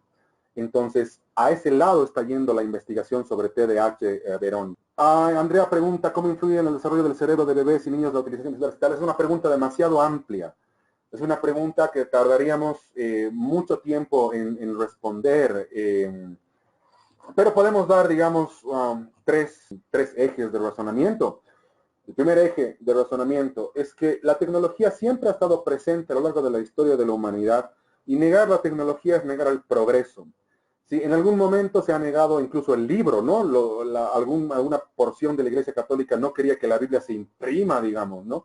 En algún momento se ha negado también la utilización de la rueda. Por ejemplo, en un documental sobre cómo han prosperado los grandes empresarios en Estados Unidos a principios del siglo XIX y principios del XX, por ejemplo, se cita de que han habido reuniones en algunos pueblos pequeños en los Estados Unidos para prohibir el auto, para prohibir además que pasen los trenes, porque hay que considerar que la humanidad no ha empezado con nosotros, de que no siempre había celulares, internet, computadoras, para nada.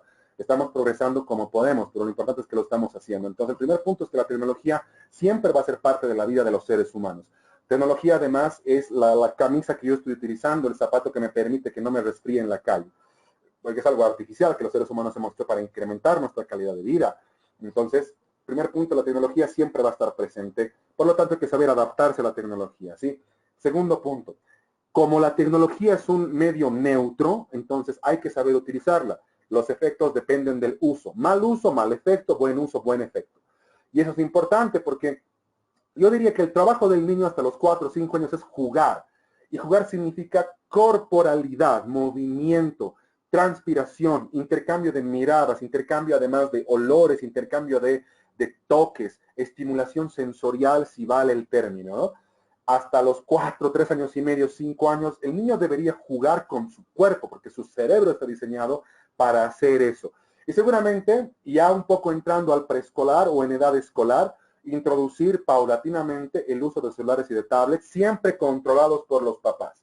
Por ejemplo, uno de mis mejores amigos trabaja en el Ministerio de Gobierno y él es de mi promoción, y estábamos conversando en el grupo de los chicos de mi promoción. Entonces, un chico en el grupo de la promoción publica una imagen X. Entonces, mi amigo dice en el grupo: queridos hermanos, no publiquemos este tipo de imágenes, ¿no? Le preguntamos por qué, si estamos en confianza o somos amigos. Y él dice: no, es que mi hija ve mi celular. Ese no es el punto. El punto es, vos como papá, ¿por qué dejas que tu hija juegue con un instrumento de trabajo tuyo? ¿Sí? Es como, por ejemplo, si ahora mismo ustedes escucharan sonidos de niños, o en el chat estaría alguien escribiendo y luego nadie está escribiendo. No, debo venir a trabajar porque después puedo jugar con mi hijo, porque por algo he elegido trabajar.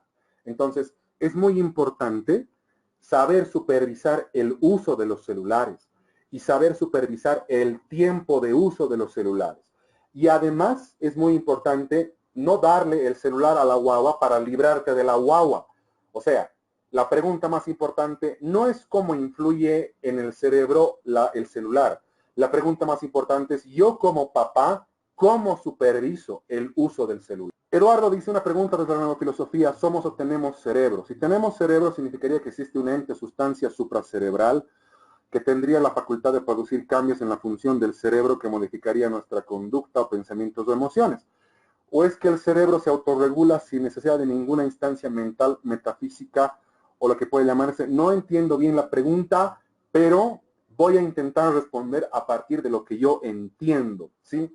Neurofilosofía, ahora el punto más importante de discusión es la ética. Y este punto de la neurofilosofía, además, parte de un punto central expuesto por el descubridor, creo que se dice en español, de la neurona, que se llamaba Santiago Ramón y Cajal, y él ha creado los principales ejes de razonamiento neurofilosófico, entre los cuales están, por ejemplo, bueno, nos ha acercado a las leyes de la termodinámica, pero ha creado un término que se llama doctrina de la neurona. Y en este término que articula muchas de las reflexiones neurofilosóficas, que se llama doctrina de la neurona, básicamente se entiende de que sin neurona no hay actividad mental. No puede existir, bueno, actividad mental además es un término bien antiguo, ¿no? Procesos cognitivos, digamos. No pueden existir procesos cognitivos si no existen neuronas, ¿sí? Por ejemplo, hay el caso de una profesora de lo que podría ser kinder en Bolivia, en los Estados Unidos, que solamente tiene medio cerebro, así solamente tiene el hemisferio izquierdo. Aún así tiene actividad mental, porque tiene neuronas. Entonces, la doctrina de la neurona implica, digamos, este tipo de afirmación de que sin neurona no hay actividad cognitiva. Y por lo tanto, existe actividad cognitiva si solo si existen neuronas. Entonces, este tipo de, además, digamos, planteamientos bien interesantes de poder discutirlos, se plantean mucho en el libro de Gazzaniga que se llama Cerebro y Cultura, y también se plantean mucho en los estudios que realiza una neurocientífica que apellida Feldman sobre el cerebro. Su libro se llama La vida secreta del cerebro. Y donde ambos planteamientos, el de Gazzaniga y el de Feldman, están en completa alianza con la doctrina de la neurona. Tiene que existir neurona para que exista actividad cognitiva. Y justamente a partir de ese tipo de doctrinas que se pueden cuestionar varios conceptos que antes se pensaban que existen o que funcionaban, pero que no tienen base cerebral, que no se pueden medir, no se los puede detectar en el cerebro. Yo creo que la respuesta iría por ese lado. Entonces, yo diría, la pregunta además es muy interesante. Somos un cerebro.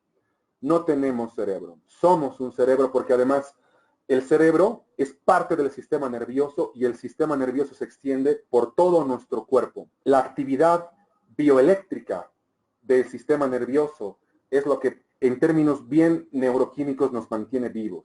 Hola María Leni, no, la mielinización se da desde alrededor del cuarto o quinto mes que se va formando el lóbulo frontal. Gabriela dice, ¿cuál sería la diferencia entre psicoterapia y psicología clínica?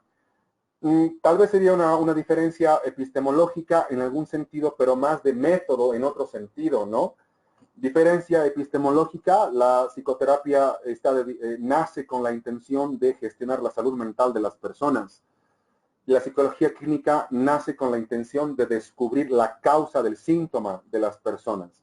Diferencia en cuanto al método, la psicoterapia busca la elevación de la salud mental a pesar de los problemas que las personas podamos tener.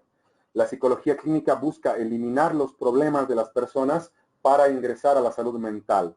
En términos de estudios de paz, por ejemplo, y de neurociencia de construcción de paz, la psicoterapia construye paz positiva y la psicología clínica construye paz negativa, estimada Gabriela. Dice, el sistema no se adecua al desarrollo biopsicosocial del niño y se diagnostica intuitivamente trastornos de aprendizaje. Ok, desarrollo biopsicosocial, no sé. A ver, vamos por partes. El enfoque biopsicosocial ya no se usa. Se utiliza un enfoque sistémico o neurocientífico. El término biopsicosocial ya ha sido destruido por Karl Popper y además ha sido totalmente cuestionado por Bunge, por Mario Bunge. Dividir al ser humano en desarrollo biológico, psicológico y social es además ha sido un invento de los académicos de Harvard que creían en la tesis de Fukuyama, que Fukuyama pensaba de que el futuro de las personas podía ser absolutamente predicho a lo largo de su ciclo vital. De hecho, Fukuyama escribe un libro que se llama El fin de la historia, donde él da pautas para predecir el futuro de la gente. Ahora sabemos, por los estudios en coeficiente intelectual, de que el futuro de las personas con un alto CI es impredecible. Entonces, pues, desarrollo biopsicosocial, hay que reemplazar los pilares epistemológicos que nos permiten acercarnos a la realidad. Y Carola también dice, y se diagnostica, intuitivamente trastornos de aprendizaje. Sí, me parece una buena afirmación porque los que diagnostican no tienen preparación clínica para hacerlo. ¿Es probable promover este enfoque neuropsicoeducativo o una educación basada en el cerebro y si ya países en progreso lograron diseccionar sus sistemas educativos y ese enfoque. Direccionar. Por lo que yo conozco, no creo que haya un país que específicamente haya direccionado todos los mecanismos educativos hacia un enfoque basado en neuroeducación, ¿no? Pero los países que más tasa de incorporación de evidencia neuroeducativa tienen son los países cuyo sistema educativo es más exitoso. Noruega, Finlandia, Dinamarca, Suiza, Inglaterra. O países que tienen escuelas de altísimo prestigio, en especial en educación para nosotros primaria, como por ejemplo Estados Unidos y Japón. Por ejemplo, a partir de los estudios de Paul Ekman con respecto a las expresiones faciales, en algunas escuelas en Japón, algunos ingenieros de sistemas japoneses han diseñado algoritmos que permiten reconocer expresiones faciales de depresión o de tristeza profunda en sus estudiantes y además en sus docentes. Entonces, es una aplicación desde la neuroinformática de principios neurocientíficos hacia la educación. Por ejemplo, por lo menos en mi experiencia, si hay otra experiencia también creo que es muy válida, ¿sí? En mi experiencia, la escuela en Inglaterra comenzaba a 9:30 y los niños llegaban en buses acompañados además de muchos papás, no solamente del chofer, ¿sí? A las 9:30 de la mañana y se iban a las 4 de la tarde. Yo tengo una experiencia muy interesante en el asesoramiento en neuroeducación que estoy realizando a un colegio que yo no sabía de la existencia de ese colegio que se había llamado San Andrews. Los psicólogos que dirigen el San Andrews, más la directora del San Andrews, más otro tipo de profesionales muy metidos en educación, me han buscado para que yo los pueda asesorar. Me reúno con ellos una vez por semana y están teniendo ideas bien interesantes para aplicar estos principios neuroeducativos a su propia currícula, a su propia, por ejemplo, práctica profesional. Claro, quizás el colegio, por su nivel económico, les permite tener ese tipo de intervenciones. Quizás también el colegio es un poco más flexible en intervenciones que van a dar resultados a largo plazo, por ejemplo, pero ya es un inicio muy interesante en nuestro país. Por lo menos es uno. El caso más interesante, Carola, es el caso de Noruega. Si bien el más exitoso es el de Finlandia, es el caso de Noruega. Como los noruegos, por ejemplo, a mediados del siglo XX, han decidido, los economistas noruegos, los economistas, estimada Carola, en Noruega, o sea, no los políticos, han decidido preguntar a los científicos en las universidades cómo utilizar el dinero de las rentas petroleras. Y a partir de las respuestas que han obtenido, el gobierno noruego ha decidido implementar el mejor sistema educativo posible. Y, por ejemplo, las medidas basadas en evidencia psicoeducativa o neuroeducativa han permitido que en Noruega el coeficiente intelectual de los varones, como mínimo por año, que han ingresado a este sistema educativo, se incremente en 0,97 por año y en las mujeres en 3,67 por año. Priscila dice, ¿qué sucede con el cerebro de un bebé que nace prematuro? Eso es otro módulo, estimada Priscila.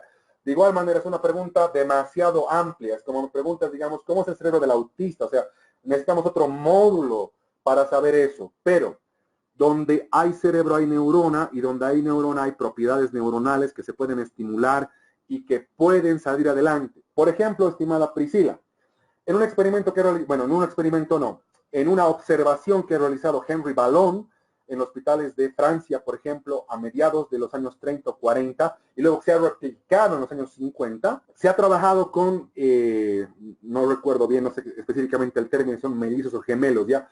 Dos bebecitos que se desarrollan al mismo tiempo en el útero de la mamá, Priscila, pero que uno tiene un mayor desarrollo corporal que otro. Entonces, cuando la mamá da a luz, lo que piensa ver son dos bebés del mismo tamaño, ¿no? Pero en algunos casos, un bebé tiene más tamaño que el otro, aunque hayan nacido al mismo tiempo, ¿no?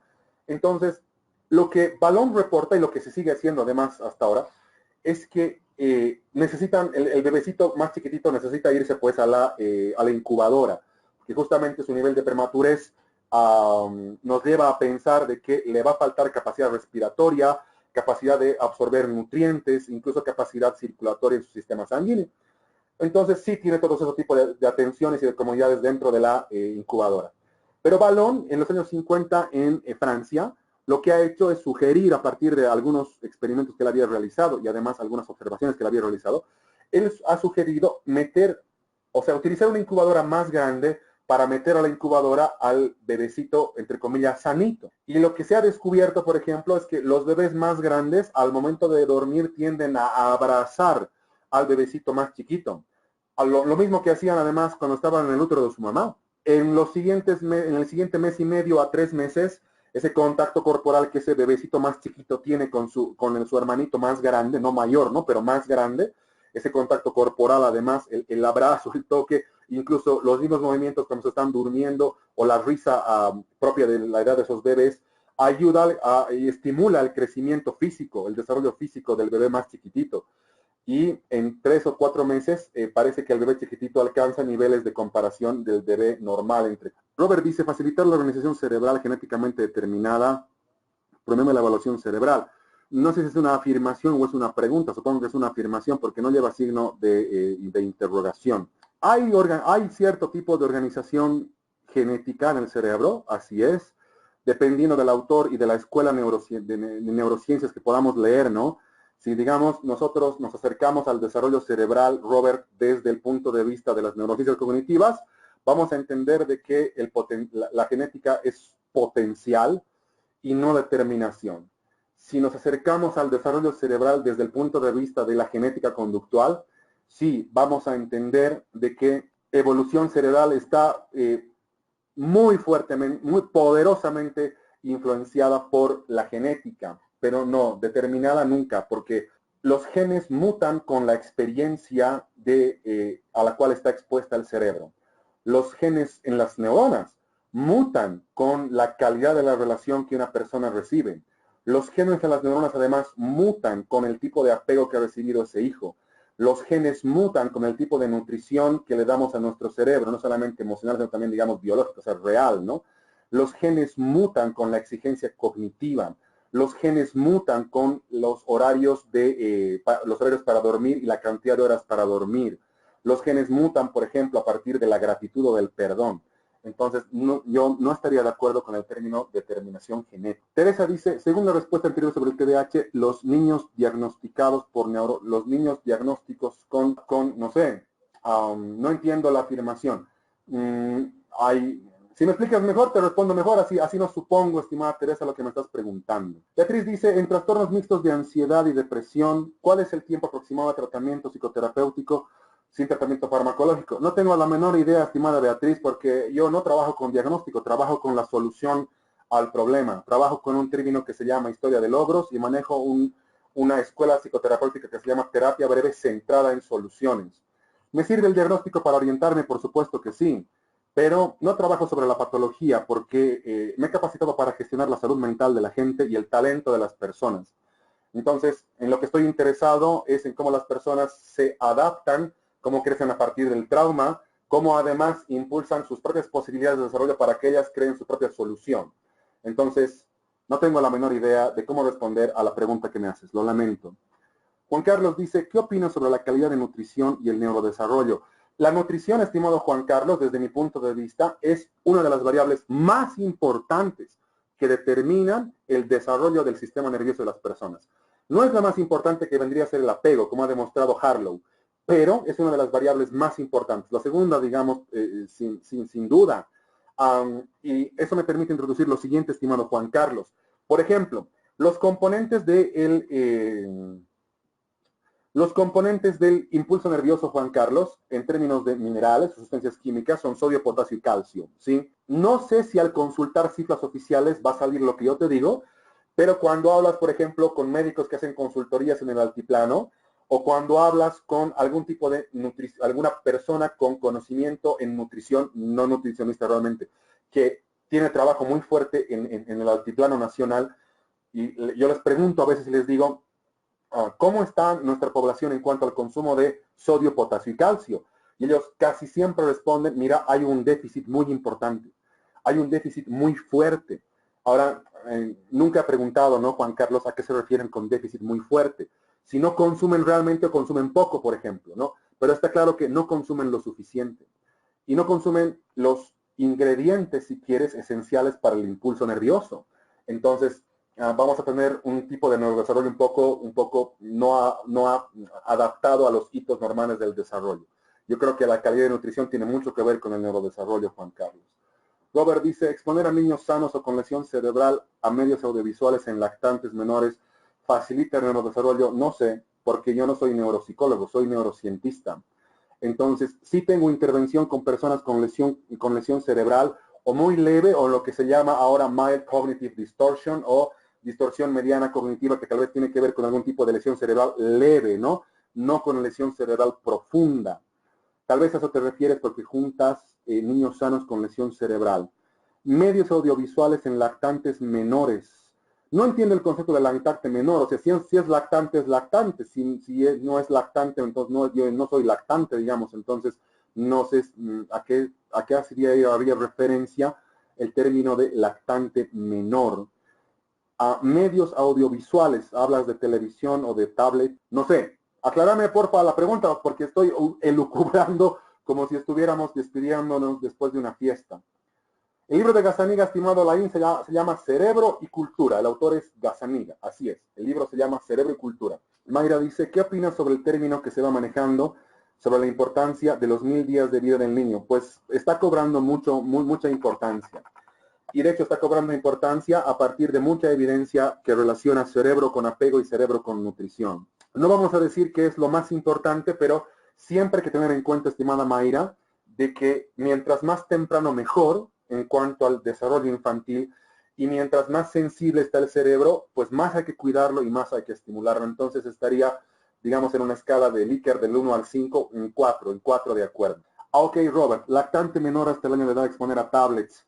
A ver, por un lado, estimado Robert, hay cierto tipo de, por ejemplo, antes de ayer, este neurocientista Pablo Malo publicaba en su sitio web de que, según él, ¿no es cierto? Y te doy el nombre, Pablo Malo se llama, lo puedes buscar en el Twitter o en la internet, Pablo Malo.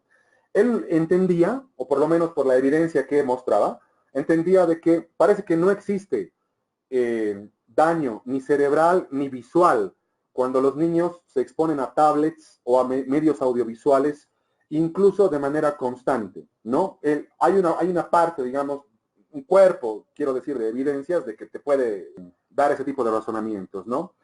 Pero lo importante es entender de que la estimulación visual debería venir del rostro de la madre y de los adultos, no de las tablets. Y lo importante también es entender de que en ese primer año de vida, el cerebro tiene una sensibilidad brutal para procesar y captar estímulos. Entonces, tienen que ser estímulos que ayudan al desarrollo del cerebro. No estoy diciendo que la tablet no lo haga, pero sí yo recomendaría que la exposición a la tablet sea después de las etapas normales de juego, no antes. Alain dice, ¿a qué edad sería recomendable introducir a los niños al manejo de dispositivos móviles? Sí, en la edad en la que están, yo diría, en la edad en la que están introduciéndose al colegio, 5 años y medio, puesto que me parece que justamente el manejo de esos dispositivos les da esta interacción sensorial con el mundo. No, interacción sensorial con el mundo no creo, porque su sistema